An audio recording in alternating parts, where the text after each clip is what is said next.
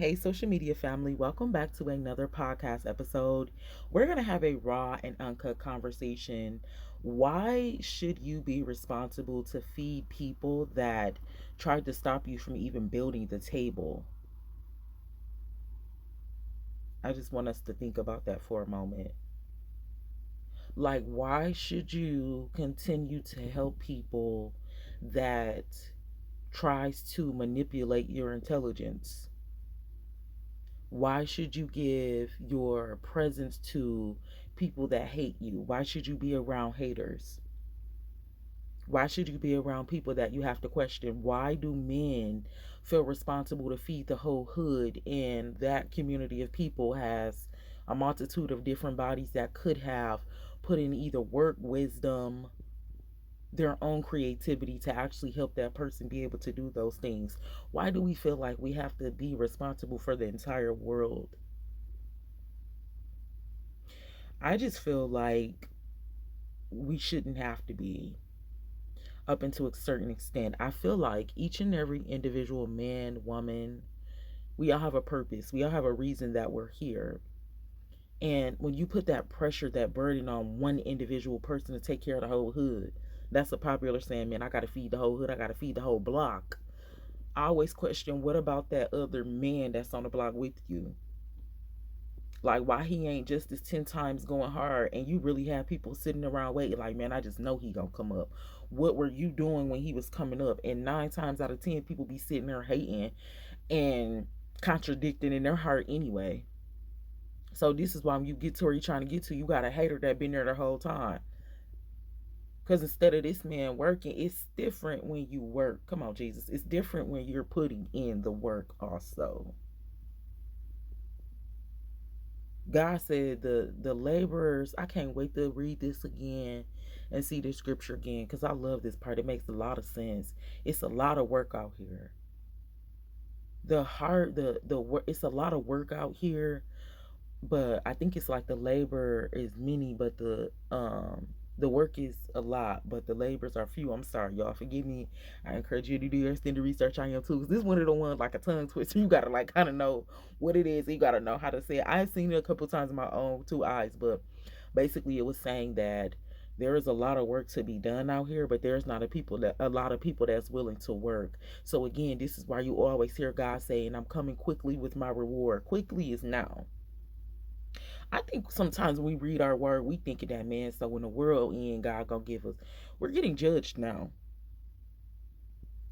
Our lives are being written like right now. This is not no afterlife. This is a today thing. The future is not so far away. Like how Mr. Musk, I call him Mr. Musk, like Elon saying, he telling us like, man, the future, in the future, money will not be valuable. The future is today. Y'all see they taking the pennies, and all of stuff is becoming free, and you have to you the future is right now. God is coming with his reward right now. If you're not working right now, you don't have no future. Your work is working on your soul and working on your work, working on your purpose. This is not just doing no job.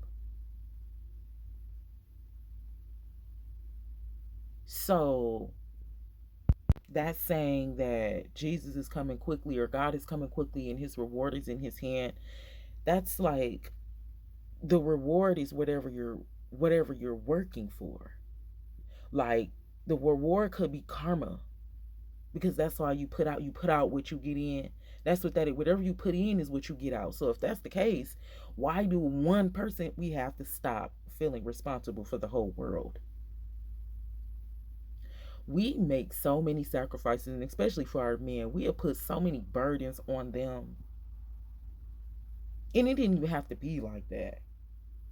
Like, we had take somebody the long route, and it could have been easier if we would have gave them the information. But the hating, it be that hating. No one man is responsible, and then I don't want. And then we be talking about, man, my man. No, don't nobody want their man to be all tired trying to feed a whole neighborhood of people that stood and watched him work. You're not responsible to do that. We all have our own identity. And if you don't have an identity, then that's why, other things are occurring. like hating, like witchcraft. Witchcraft is just manipulating everything. Witchcraft is just lazy.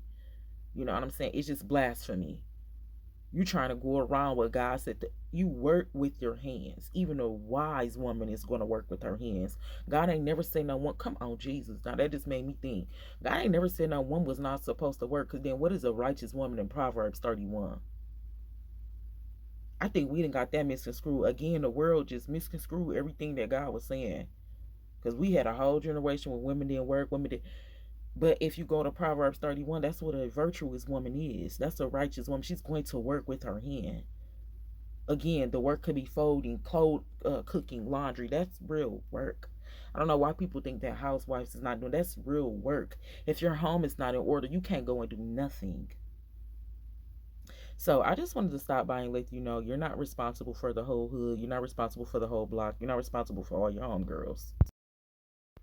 Anybody around you should be helping you with wisdom, something. Because when you get to where you want to get, then the way that you help people or you feed people or they eat at the table with you, the table that God is preparing for you, that's going to be prepared in the midst of your enemies, that table has been being prepared since birth. So some of these people already knew they were your enemy. People have already been hating on you since birth. So that has been the preparation for the entire time. But everybody don't get to eat at the table that you're built. They didn't put no work in. So every man is responsible for his own harvest. I love you. God bless you. And I will talk to you in the next podcast episode.